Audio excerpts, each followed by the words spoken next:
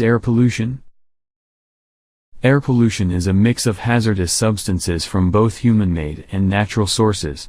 Vehicle emissions, fuel oils and natural gas to heat homes, byproducts of manufacturing and power generation, particularly coal-fueled power plants, and fumes from chemical production are the primary sources of human-made air pollution.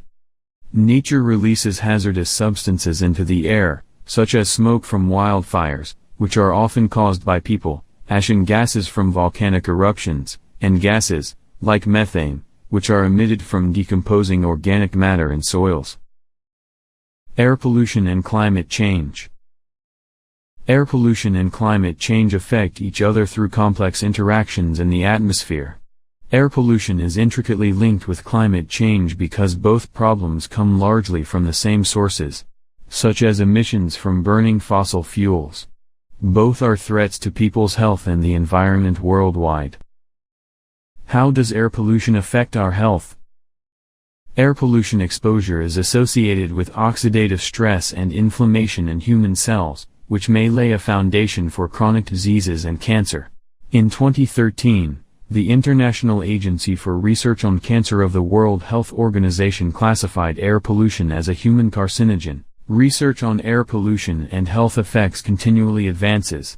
Public health concern now includes cancer, cardiovascular disease, respiratory diseases, diabetes mellitus, obesity, and reproductive, neurological, and immune system disorders. A large study of more than 57,000 women found living near major roadways may increase a woman's risk for breast cancer.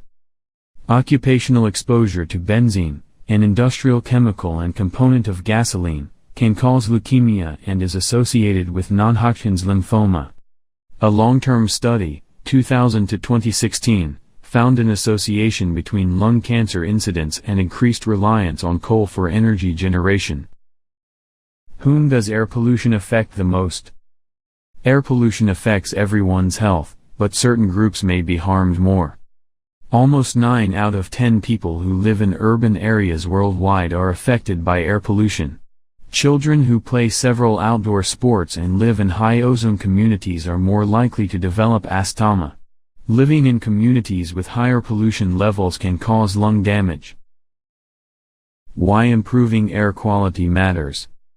Breathing clean air can lessen the possibility of disease from stroke, heart disease, lung cancer as well as chronic and acute.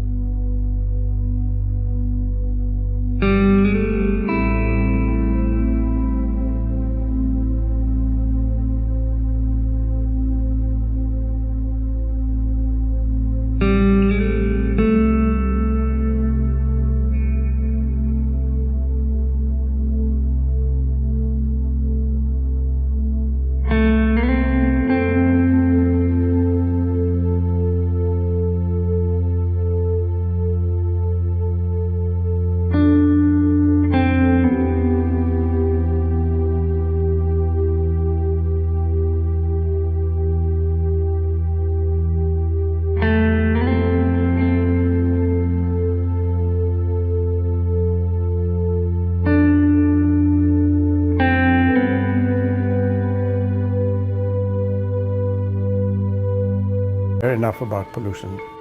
We think of pollution as an environmental issue. We do not think of pollution as a health issue.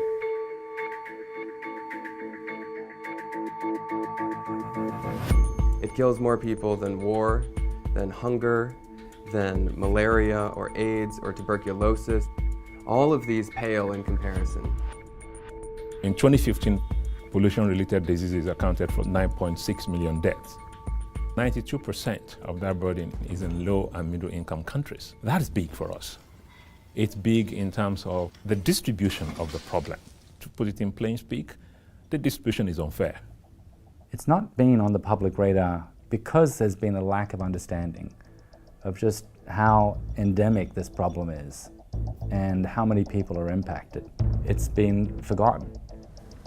We need to make people aware that pollution is damaging them, damaging their children.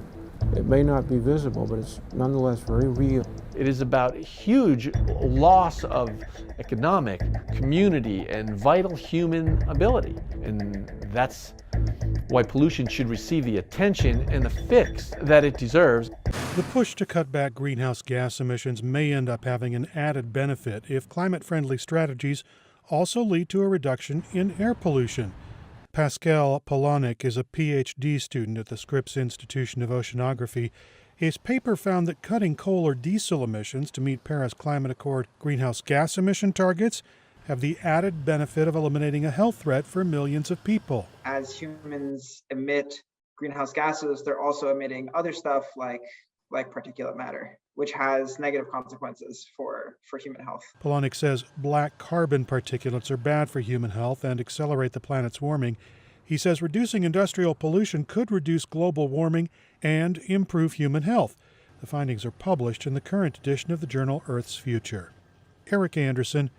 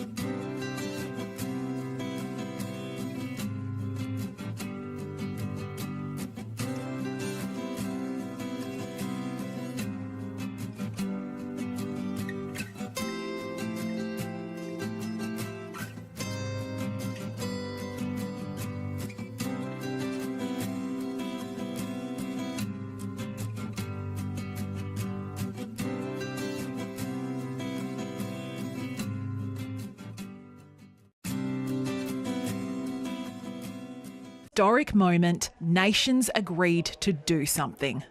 I see no objections. It is so decided. Cheers erupted at the United Nations Environment Assembly in Nairobi as 175 nations agreed to clean up the mess. It's being described as the most significant environmental deal since the 2015 Paris Climate Agreement. It is this spirit of cooperation we have witnessed here at UNEA that will lead us to success in developing a treaty to end plastic pollution. Now the hard work begins. An intergovernmental committee will meet to nut out the details, with the treaty aiming to cover the full life cycle of plastics, from production, design and disposal. The deal will affect businesses and economies around the world, especially major plastic-producing countries like the United States, China and India. But the cost of inaction could be much higher for the planet. The true value of a treaty is not in adopting it, it's in implementing it. And I hope that we really remember the spirit of Nairobi and waste no time in getting forward and moving forward on these important tasks. It's time